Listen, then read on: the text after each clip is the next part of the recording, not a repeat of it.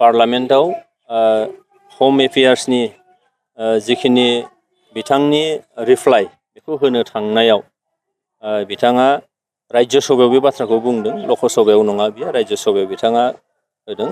लकसभानिया हयथ' गाबोन समफोरनि गेजेराव, गाबोनथ' सानडे जाहैबाय, समफोर मानडे बा टुइसडेनि गेजेराव बिनि डिसकासना फैगोन आरो बेयाव मा बुङो बे उननि खोथा जाहैबाय। खिन्थु दाखालि 16 मार्चआव बिथाङा क'क्राझाराव दुलाराय बर' फरायसा आफादनि कनफारेन्सआव जि मानसिफोरनि गेदारिंखौ नुफैनानै बिथाङा निस्सय गोमोदों। 5 लाखनि खम जाया बिथाङा बे गावनि स्पिचआव बुंदों।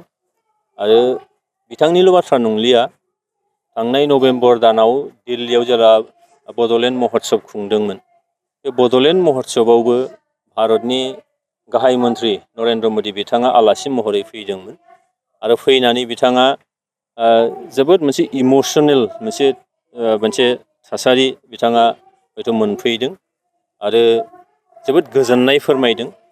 आरो जिहेतु जोंहा थांनाय 2020आव जे मोनसे गोजोन गोरोबथा जाबाय, बे गोजोन गोरोबथानि उनाव नैबे ओनसोलाव सान्थि फैबाय, दावराव दावसिया गैया जाबाय। दिनैहाय जोङो 6 बाजिबा ओंखारनो हायै मोनसे थासारिमोन, दिनै सारा हरसे थाला जेरावखि गिदिंनो हायो। बे मोनसे गोजोन थासारिखौ नुनानै दिनै भारत सरकारा जोंनि नैबे बड'लेण्ड ओनसोलजों लोगोसे जोंनि जे हारि, बे हारिनि सायाव बिराद मोनसे फोथायनाय आरो गोजोननायखौ बिथांमोना फोरमायदों।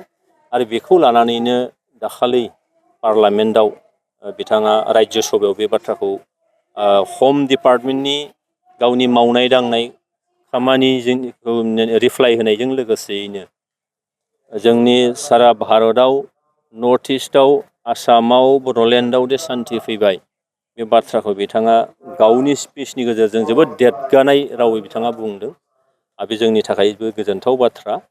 मानोना दिनै मानगोनां प्रमद बर' बिथांनि दैदेननाय बे बिटिआर सोरखारा नैबे ओनसोलाव गोजोन थासारि लाबोबाय। जोंनि हारि माहारिनि गेजेराव दाङाबाजि दिनै गैया मोनसे थासारि लानानै फैबाय। आरो क'क्राझारा सिटि अफ पिस बेखौ दिनै गायसननो हाबाय।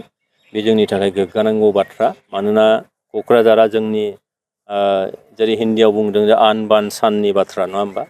बे जोंनि क'क्राझारखौ लानानैनो जोंनि बर'नि राजखान्थि, समाजखान्थि, रांखान्थि, हारिमु गासैबो बिथिङा बिनिफ्रायनो मोनसे सोलायनाय, गुस्लायनाय, दावगानायनि बाथ्रा बिनिफ्रायनो जागायबोदों, जोंनि राजखान्थिनिफ्राय लानानै। बेखायनो बे क'क्राझारा फैनानै क'क्राझारनि बिखानिफ्रायनो बिथाङा जेखौ बुंलांबाय, दिनै दिल्ली दरबाराव जेराव नोङो आयेन दानाय जायो, सारा भारतखौ सामलायनाय जायो, बे पार्लामेन्ट हाउसनि सिङाव बे बाथ्राखौ बिथाङा बुंबावनाया जोंनि थाखाय मोनसे जोबोद गोग्गाथाव बाथ्रा। आरो जों मिजिं खालामगोन जोंनि जिफोर जेंनाफोर दं, बे जेंनाखौ बिथांनि सरकारा जोबोरैनो थाबैनो सुस्रांनानै होजोबगोन। दा दिनैहाय जिखिनि थासारि मोनदों, बे थासारिया आरोबाव मोजाङै थांथों। आं खावलायगोन जोंनि साफ्रोमबो नोगोरारिखौबो, दिनै जोङो बिकसित भारत दानो थांगासिनो दं भारतआ 2047आव, जोंबो जाहाथे बिनि बाहागो जानो हायो। आरो बे बाहागो जानांगौबा, जौगानांगौ जायोबा गोजोन थासारिया बिराद गोनांथार। गोजोननि अनगायै नों जौगानाय बाथ्रा सिन्था खालामनो हाया। बेखायनो बिथाङा जेखौ बुंदों थार ओंथियाव जों बेखौ लाबोनो हादों आरो बेयाव जोंनि बयनिबो कन्ट्रिबिउसन दं। आरो बे कन्ट्रिबिउसनखौ बिथाङा रेसपेक्ट होदों आरो बे रेसपेक्टखौ होनायखौ जोंबो मानिनांगोन, गनायनांगोन आरो इयुनाव साबसिननिफ्राय हामसिन बोरै खालामनो हायो बेखौ जों नाजानांगोन। बेखौबो खमायनानै मोनसे हादोराव खेबसेयावनो सारा भारतनि गासै 28टा स्टेट्स, इउनियन टेरिटरिफोर बे खेबसेयैनो जुदि जायोब्ला समखौबो जों बासायनो हागोन, फारसेजों रां रुफाखौबो जों बासायनो हागोन।